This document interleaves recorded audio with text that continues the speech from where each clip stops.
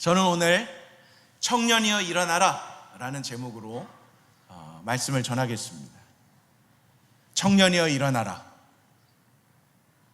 한 명도 안 일어나잖아. 나만 청년인가? 그런 말인가요? 단순히 앉아있다가 일어나라 이 정도가 아니라는 것을 오늘 본문 속에서 함께 살펴보기를 원합니다. 오늘 본문 11절은 이렇게 시작합니다. 그 후에 뭔 후에예요? 모르겠죠. 바로 누가복음 7장 1절부터 10절까지가 일어난 그 후죠. 누가복음 7장 1절부터 10절은 가버나움이라는 동네에서 백부장의 종이 죽어가고 있을 때 백부장이 유대 장로들을 예수님께 보내요. 그래서 유대 장로들이 예수님께 와서 예수님, 백부장의 종이 죽어가고 있습니다. 좀 와서 살려주십시오. 그래, 가자. 그러고 이 백부장들과 이 유대 장로들과 그리고 백부장의 집으로 향해 가고 있는데 중간쯤에 거의 다 왔을 때 이 백부장의 집에서 친구들을 보내요. 백부장이 또. 그래서 예수님이 오는 그 예수님을 막아서면서 백부장의 한 말을 친구들이 전합니다. 이게 무슨 말입니까? 예수님, 저도 100명을 다스리는 백부장인데 제 종들에게 저리 가라, 이리 와라 하면 그대로 합니다. 그러니 예수님이 우리 집으로 오시는 것 저는 원치 않습니다. 그냥 그곳에서 명령해 주십시오. 그곳에서 명령해 주시면 제 종이 낫겠습니다 라고 믿음의 고백을 해요. 그러고 난 다음에 이 친구들과 유대 장로들과, 예수님은 아니고요, 장로들과 집으로 갑니다. 백부장의 집으로 가니까 그 종이 나아 있었어요. 누가복음에는 그렇게 기록되어 있지 않지만 다른 복음서에서는 예수님이 말씀하시는 그때 동시에 그 집에 백부장의 종이 나았다라고 기록하고 있어요. 그 일이 일어나고 난 그 후에 오늘 본문입니다.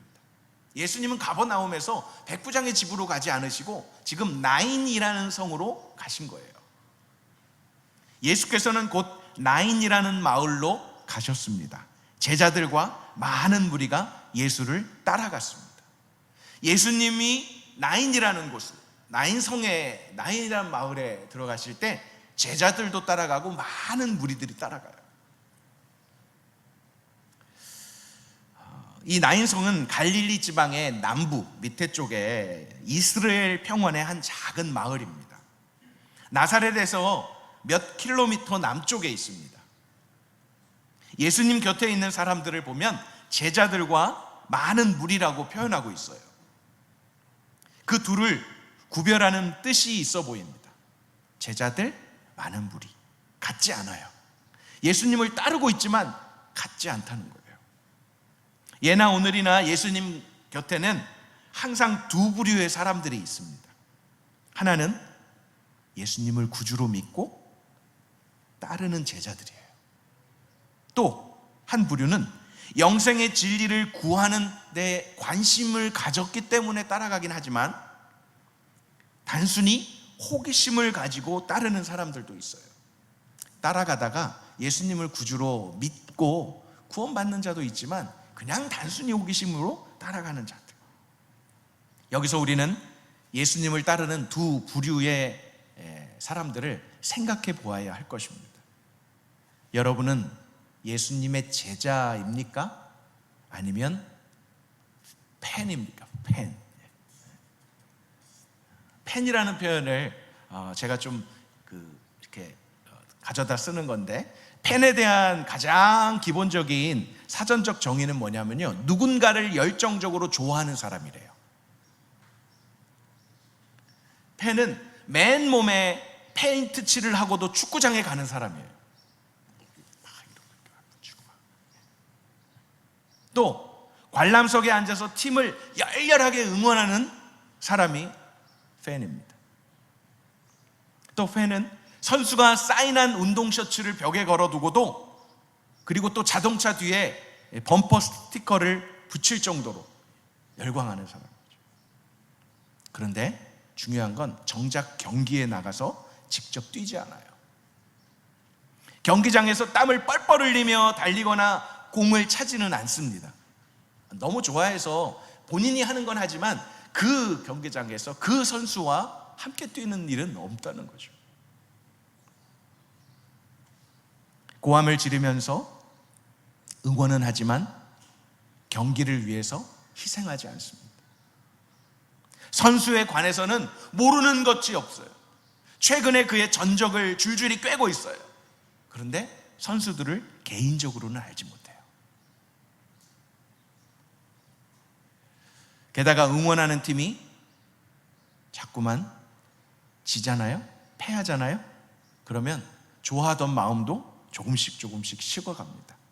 그래서 심지어는 다른 팀으로 옮겨가요. 팬은 어디까지나 팬일 뿐입니다. 예수님이 원하시는 관계 중에 스타와 팬의 관계는 없습니다. 예수님은 스타고 우리는 팬이다? 아닙니다.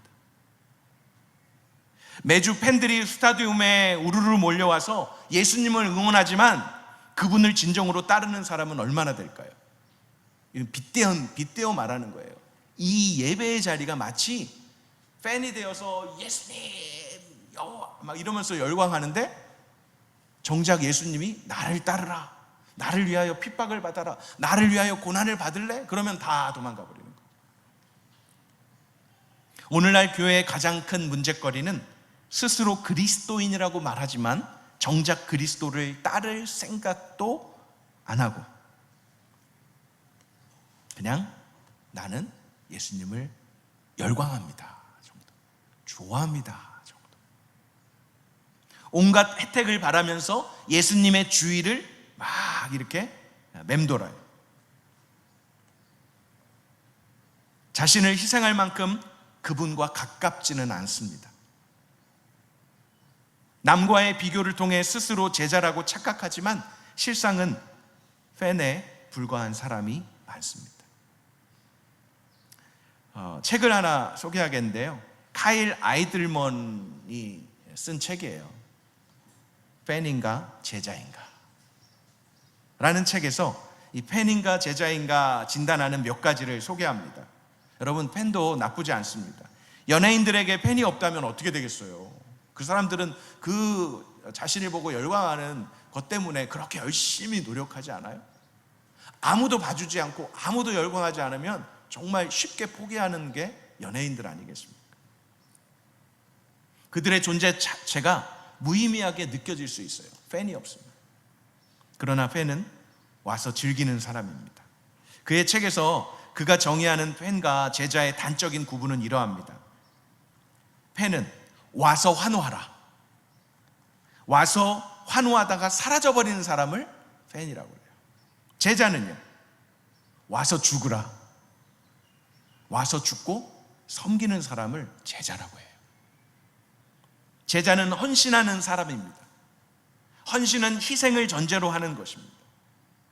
그러니까 예수님을 열광하고 팬으로 왔는데 나를 위해 죽어라 그러니까 다 도망가는 거죠. 제자들도 예외는 아니었습니다. 그들이 성령의 충만함을 받고 성령이 도와주심으로 다시 예수님을 위해서 죽는 순교자들이, 제자들이 됐지만 그들도 잠시 동안은 흔들렸죠. 자신의 뜻을 고집하면서 헌신할 수는 없기 때문입니다. 이제 카일 아이들먼의 이 팬인가 제자인가를 진단하는 5가지 기준을 보여줄 텐데 여러분들이 한번 자가 진단을 해보십시오. 속으로.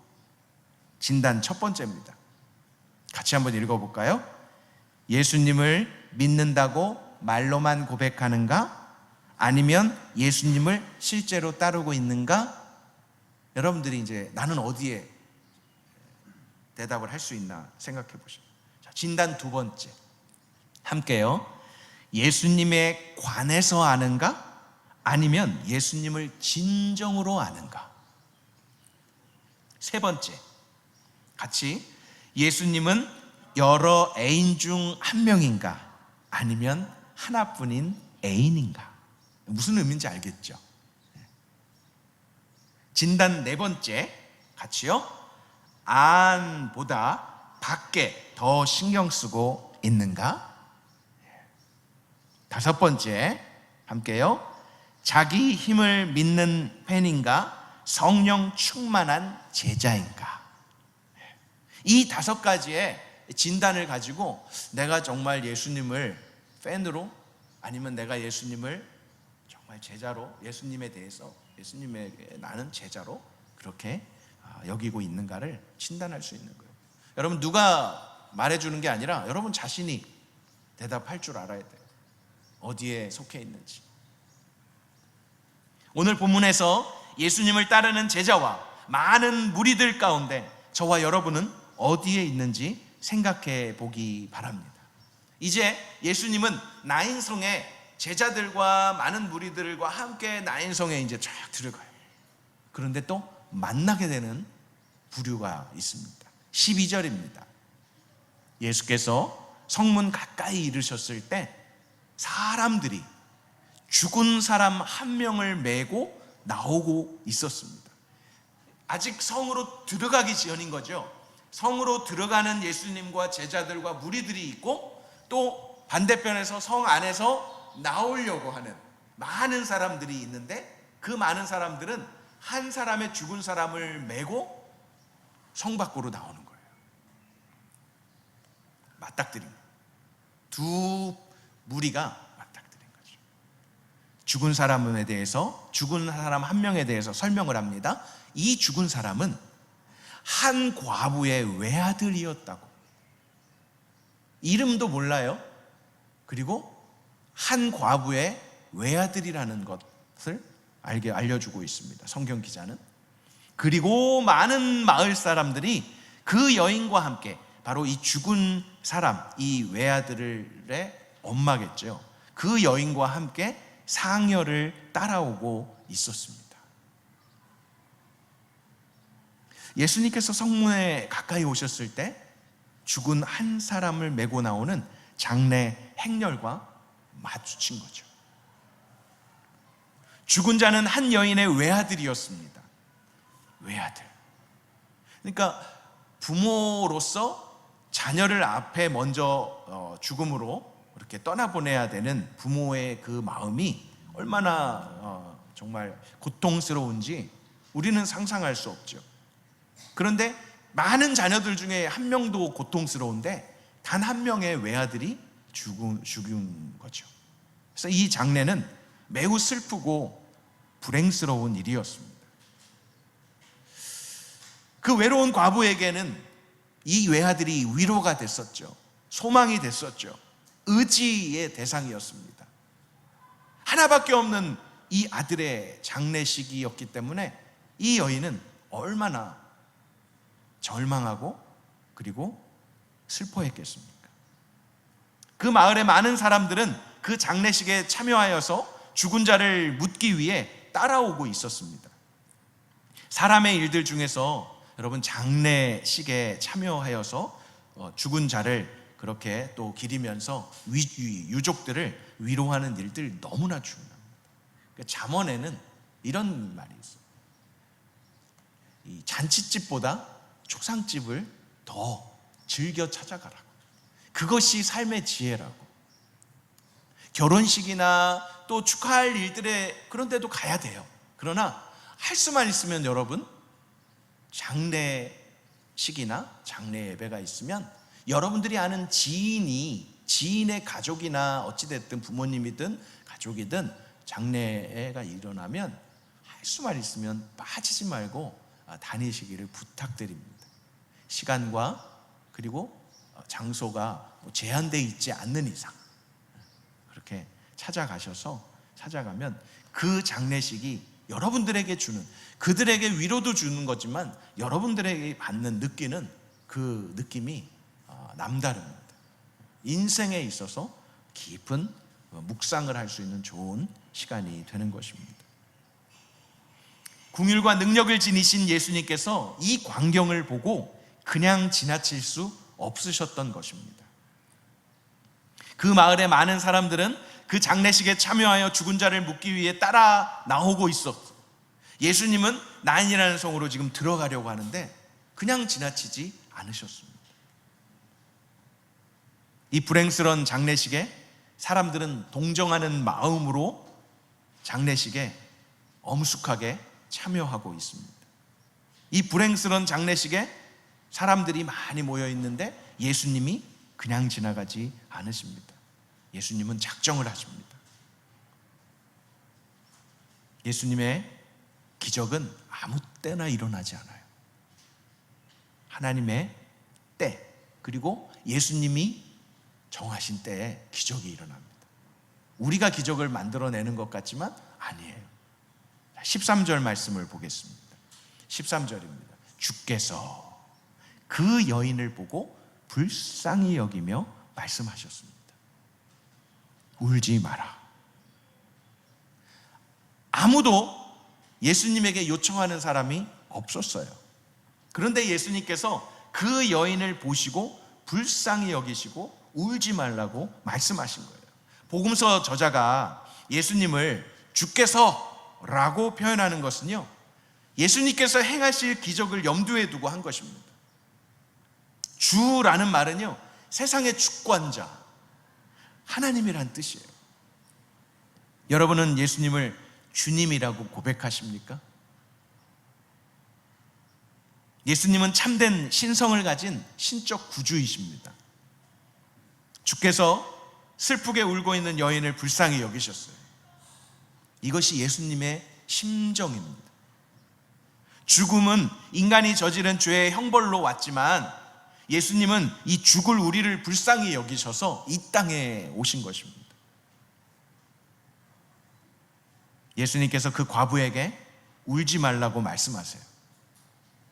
물론 말로서만 그를 위로할 수는 없습니다. 그러나 그의 눈물을 그치게 하실 분이 예수님이라는 걸 이제 보여주시는 거죠. 주 예수 그리스도께서는 죽음으로 인해서 슬퍼하는 인간들의 눈물을 그치게 하실 수 있는 분입니다. 오직 신적 구주이신 창조자 되신 그리스도께서 하실 수 있습니다. 여러분, 선지자 중에 엘리야 선지자가 있고요, 엘리사 선지자가 있어요. 또 신약에는 바울 사도가 있습니다. 이 사람들의 공통점이 뭐냐면 죽었던 자를 살렸던 기록이 있어요.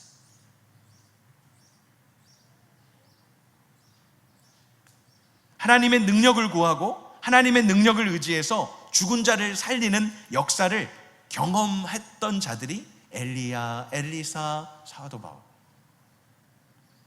그들의 능력이 아니라 그들에게 주신 하나님의 능력 안에서 가능했던 거죠. 그 능력을 주시는 예수님께서 오늘 과부의 아들의 장례식에 함께 하시게 된 거예요.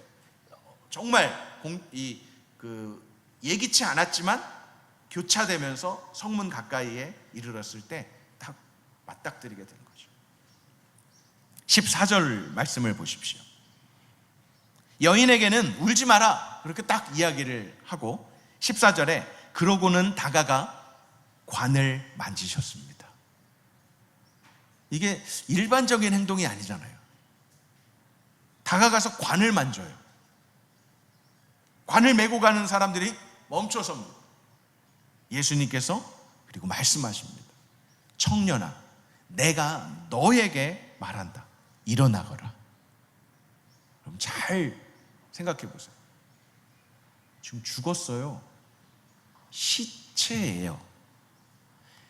이제 묻으려고 관을 메고 사람들이 가는데 그 관을 만지고 그리고 그 관에 누워있는 이 아들, 외아들에게, 그러니까 지금 나이를 알겠죠? 이 이야기하는 청년아 그러니까 만약에 소년아 그랬으면 어린이였겠죠. 그런데 청년아라고 하니까 적어도 20살은 넘은 거 아니에요?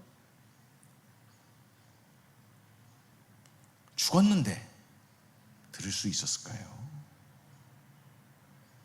이미 죽었어요. 모든 감각이 다 스탑됐어요. 그런데 청년아, 내가 너에게 말한다 라고 하신들 들을 수 없는 상태 아니겠어요?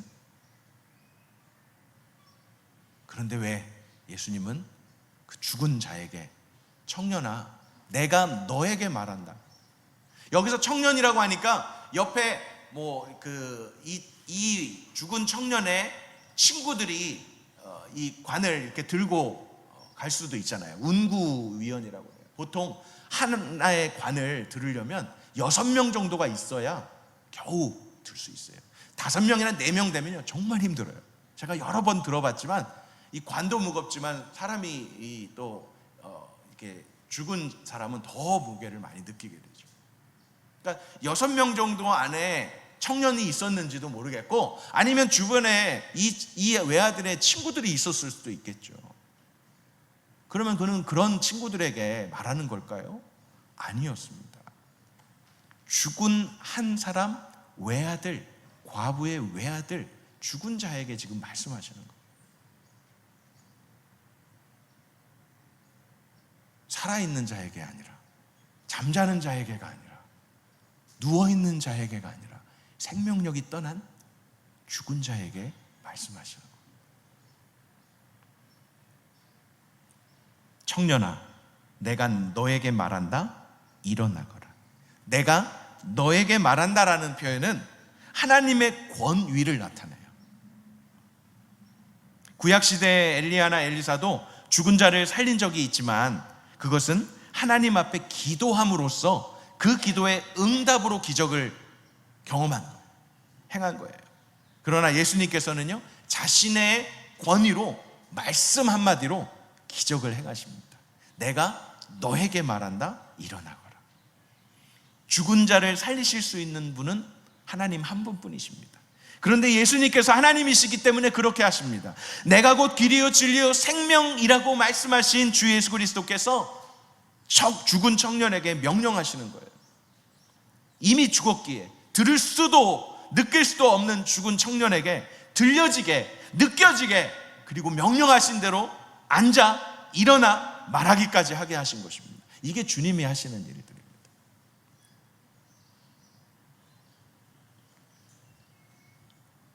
여러분들이 구원받기 위해서 해야 되는 일들이 많은 것 같죠? 교회를 다니다 보면 이거 해라 저거 해라, 이거 하지 말라 그러니까 너무 많이 내가 이렇게 해야 돼, 이렇게 안 하면 구원받지 못할 것 같아, 이렇게 해야 구원받을 것 같아 라는 게 점점 많아지는 것 같죠? 그건 복음이 아닙니다. 율법입니다. 이거 하지 말라, 이거 해라, 이거 하지 말라, 이거 해라가 점점 많아지면 그것은 복음, 굿뉴스보다는 율법주의로 빠지기죠. 그래서 나도 그거 하기가 힘든데 저 사람도 보니까 못하겠네, 저 사람도 못하고 있네 하면서 서로 정죄하는 거예요. 저 사람이 나보다 더 못하면 나는 잘한 것처럼 느껴지고, 상대적으로. 그래서 마치 나는 저 사람보다 신앙생활 잘하니까 나는 더 복받게, 나는 더 하나님이 기도 들어줄 거야, 나는 더 하나님이 칭찬해 줄 거야 라고 착각하는 거죠. 구원은 그렇게 받는 게 아닌데. 지금 이 청년이 할 수 있는 게 뭐가 있을까요? 이 청년은 예수님 살려주세요 라고 눈먼 소경이 예수님이 지나가신다는 소식을 듣고 나사렛 예수여 불쌍히 여겨주십시오 소리칠 수 있는 자도 아니에요. 이 청년은 거지여서, 안진뱅이여서 뛰어가지는 못하지만 예수님 나를 좀 불쌍히 여겨주십시오라고 외칠 수조차 없는 자예요. 이 청년은 부자도 아니고 키가 작지도 않아서 사람이 많아서 달려가고, 키가 작아서 뽕나무 위로 올라가서 그냥 예수님을 쳐다만 보고 싶어 할 그런 의지도 없는 자예요. 이 청년은 안타깝게도 오늘 본문 속에서 심지어 어머니인 이 과부도 예수님에게 요청하지 않아요. 바로 직전에, 그 후에 라고 했던 이 가버나움에서 백부장처럼 예수님 저희 집에 오셔서, 아니요 생각해 보니까 저희 집에 오실 필요 없어요. 그냥 그 자리에서 내 종이 낫겠다라고 좀 얘기만 해주셔도 내 종이 낫겠습니다. 예수님 깜짝 놀라죠. 야, 유대인 중에서도 내가 이 같은 믿음이 있는 자를 내가 보지 못했는데, 야, 이 백부장로 최고다. 그러고 집에 가지도 않고 지금 나인이라는 곳으로 오신 거죠. 근데 이 청년은, 그리고 어머니인 과부 어머니도 예수님께 요청하는 일이 없었어요. 많은 사람들은 그냥 장례 치르려고, 묻으려고 그냥 슬피 메고 그냥 가는 거예요. 아무도 예수님을 막아선 사람이 없었어요. 전적으로 예수님이 저 과부의 그 불쌍히 여기시고, 그리고 관을 만지시고 명하신 것밖에 없는 거죠. 그러니까 예수님의 전적인 은혜인 거죠. 여러분, 구원을 어떻게 받았고 누리고 있습니까? 내가 열광하고, 내가 열정을 다해서, 내가 열심히 신앙생활하고, 내가 열심히 교회 다녔다, 그걸 제가 무시하고 그것이 아무것도 아니라고 말하는 게 아니라, 그걸 가지고 구원받았다라고 할 수는 없다라는 거예요. 구원은 하나님께. 그러므로 여러분들이 구원받은 것처럼, 그렇게 은혜로 구원받은 것처럼 다른 사람의 구원에 대해서도 함부로 말하지 마십시오. 저 사람은 구원 못 받을 사람이야, 저 사람은 마땅히 구원받을 사람이야. 아무도 판단할 수 없습니다. 우리가 구원받기 위해서 한 일은 아무것도 없습니다. 이 청년과 다르지 않습니다. 우리는 이미 죄로 말미암아 죽었기 때문에 외칠 수조차 없어요. 내가 지금 관에 있으니까, 내가 지금 이렇게 묶여 있으니까, 갇혀 있으니까 예수님한테 뭐라고 말도 못하네. 왜? 아무것도 할 수 없어요. 그냥 죽었으니까. 우리가 할 수 있는 일은 없어요. 심지어 내가 지금 이 청각이 살아있고, 내가 조금이라도 완전히 죽지 않고 이 숨이 조금이라도 남아 있어서 예수님이 내가 너에게 말한다, 청년아 일어나라 라고 하니까 들었어. 그걸 들고 말씀하시니까 일어나야지. 그것조차 아니라는 거죠. 우리의 의지는 없습니다. 우리의 어떠함은 없습니다. 그러므로 여러분, 우리가 아무것도 그러면 안 해도 돼. 구원받는 것에 있어서는 그래도 돼요. 그러나 구원받은 자로서는 이제 이렇게 살아라 저렇게 살아라는 예수님이 말씀하신 대로 나를 따라, 나와 함께 나와 함께 전도하고, 나와 함께 복음을 위해서 핍박을 받고 고난을 받고 그런 일들은 구원받은 자로서의 그런 삶이에요. 그 삶을 살든 안 살든 여러분들은 구원받은 자는 그 하나님의 은혜로 구원받은 거예요. 그것만 구분을 잘 하시면 좋을 것 같아요. 이 죽었던 청년은요, 일어나 앉고 말도 하였고, 예수님께서는 그를 그 어머니에게 돌려보내셨습니다. 기적이 일어난 거예요. 여러분들 그 현장에 있었다면 어떻겠어요? 여러분들이 친구의 관을 이렇게 메고 가는데 친구가 앉아. 일어났다가 그냥 옆으로 쓰러지는 것도 아니고 앉아 있어요. 그럼 뭐예요? 이게 사는 거죠. 그런데다가 말까지 해. 무슨 말을 했을까요? 기록은 안 돼 있지만, 여러분들은 죽었던 적이 없으니까 생각할 수 없겠지만 상상을 해봐요. 여러분들이 이렇게 메고 가는 친구였어. 근데 딱 일어나. 야, 너 지금 일어나면 안 돼. 넌 죽었어. 그러고 그냥 가서 묻어버려요? 어떨 것 같아요? 딱 일어나. 저 같으면 다 일어나면요, 그러고 도망갈 것 같아요. 일단은 이거 귀신 아니야? 그러면서 이걸 놓고 그냥 막 도망갈 것 같아요. 다행히 도망가기 전에 이 청년이 말했다는 거죠. 무슨 말을 했을까요? 여기가 지금 어디야? 지금 어디 가는 거야? 너 뭐 하고 있니? 내가 왜 여기 있지? 여러 가지 어떤 생각할 수 있는 뭔가 말을 했겠죠. 나 사는 거야? 배고프네? 야, 지금 나 지금 무슨 어디 태워서 어디 가는 거야? 여러 가지 말을 했어. 이 놀라운 광경 속에 가장 놀란 사람이 있지 않겠습니까? 내 아들 독자 외아들을 잃고 죽은 외아들 때문에 슬피 우는 이 여인은 어땠을까요? 그 여인을 달래러 예수님께서 살아난 이 아들을 그 여인에게 보내십니다. 예수님께서 야이로의 딸과 나사로를 살리신 것은요, 그 이후에 또 예수님께서 죽었던 자를 살리신 일들이 몇 번 더 있습니다. 이 살아난 청년이 말하기 시작하였다는 것은 그가 확실히 살아났음을 증거하여 줍니다. 이 기적은 예수님께서 하나님의 아들, 곧 신적 구주이심을 증거하는 것입니다. 성경을 마태, 마가, 누가, 요한복음 다 동일합니다. 예수님의 말씀하시는 그 말씀도 나오고 예수님이 병 고치시는 것도 나오는데 단순히 그런 정도의 것이 아니라 예수님은 하나님의 아들이시라는 것을 증거하는 것입니다. 예수님은 단순히 하나님의 능력으로 기적을 행한 것이 아니라 하나님이십니다. 자신이 가지고 있는 하나님의 능력을 가지고 사용하신 것뿐입니다. 하나님의 속성을 가지고 계신 그는 하나님이십니다. 그렇지 않다면 그는 이런 일을 행하실 수 없었을 것입니다. 여러분은 그런 예수님을 믿는 거예요. 내가 어떻게 해서 예수님을 믿겠다라는 것을 힘쓰면 힘쓸수록 여러분도 어려워질 거예요. 예수님 믿기 힘드네, 이렇게 고백하게 될 거예요. 교회 가기 힘드네, 예배 드리기 힘드네, 찬양하기 힘드네, 봉사하기 힘드네. 점점 그렇게 될 거예요. 그러나 나는 아무것도 할 수 없지만 예수님이 나를 불쌍히 여겨주셔서 너 일어나라, 함께 가자, 너는 하나님의 거룩한 자녀야, 너는 나의 제자야, 나와 함께 하자 라고 말씀하시면 우리는 그대로 되는 거죠.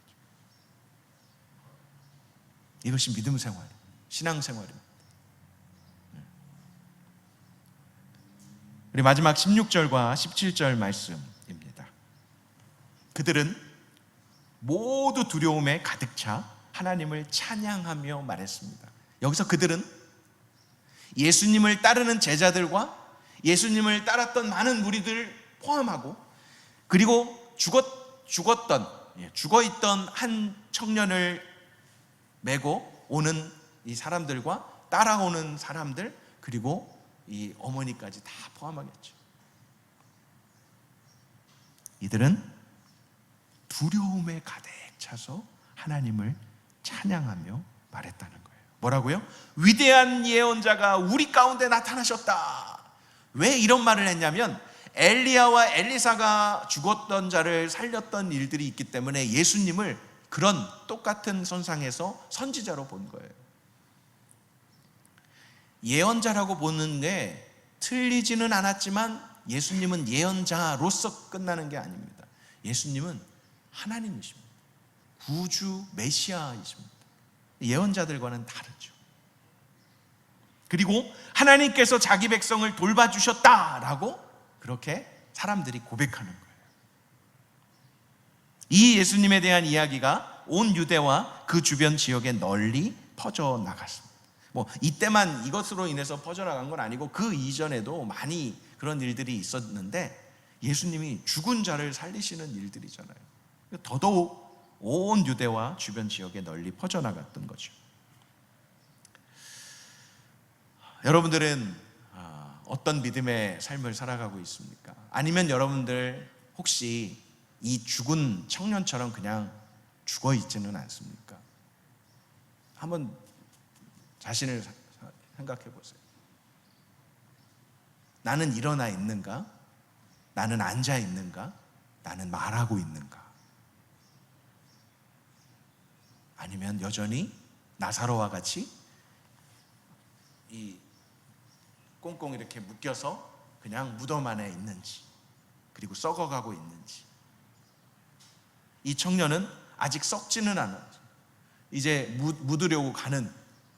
나사로 같은 경우는요, 죽은 나사로는 돌 안에 이렇게 무덤 안에 넣어서 3일이 지나 썩은 냄새가 날 정도. 근데 살아났던 거고요. 이 청년은 아직 들어가기 전에 지금 있지만 그래도 죽은 자였습니다.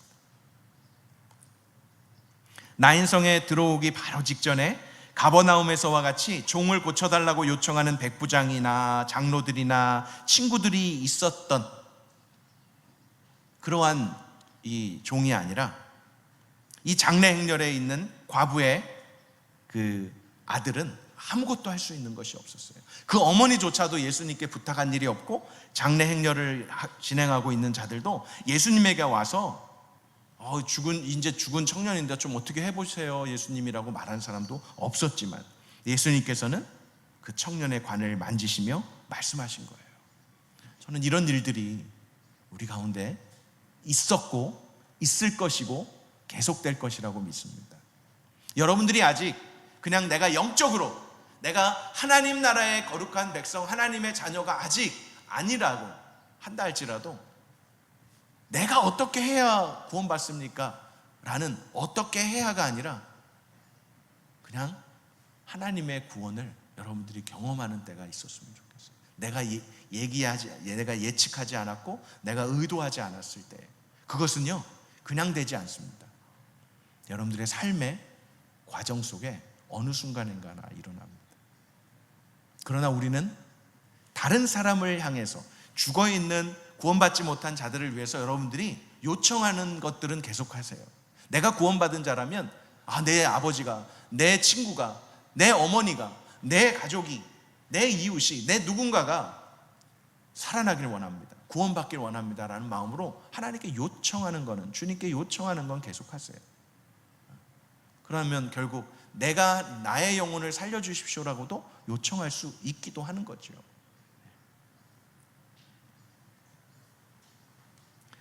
어머니에게 운구하는 사람들에게 예수님이 명령하신 것이 아닙니다. 이미 모든 감각이 중단된 죽은 육체인 청년에게 말씀하신 것입니다. 여러분, 우리가 어떤 상태에 있든지 예수 그리스도께서 말씀하시면 모든 것이 가능합니다. 난 안 될 거야, 난 이미 끝났어, 난 안 돼, 불가능해, 소용없어 라고 말하지 마십시오.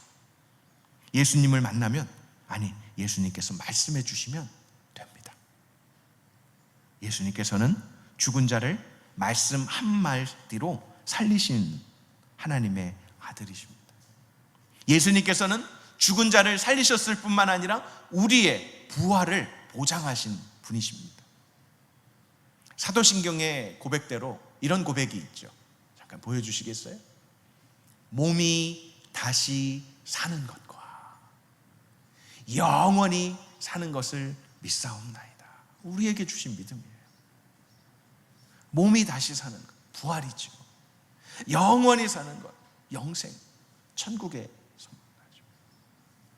예수 그리스도께서 이와 같이 죽은 자들을 살리셨을 뿐 아니라 친히 죽은 지 3일 만에 부활하심으로써 우리에게 부활에 대한 보장이 되어 주셨습니다. 예수님은 오늘 나인성의 이 장례 행렬, 이 불행을, 이 슬픔을 예수님은 행복으로, 생명으로 변화시켜 주신 분이십니다. 그래서 여러분, 예수님을 만나야 될 이유가 확실한 것입니다. 예수님을 만나야 됩니다.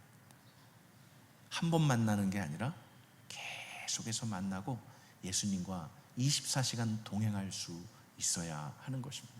사랑하는 홀리 임팩트 청년 여러분, 이미 여러분들이 예수님을 만난 사람이라면 제가 이렇게 얘기할 때 나는 죽었나? 이렇게 생각할 필요는 없어요.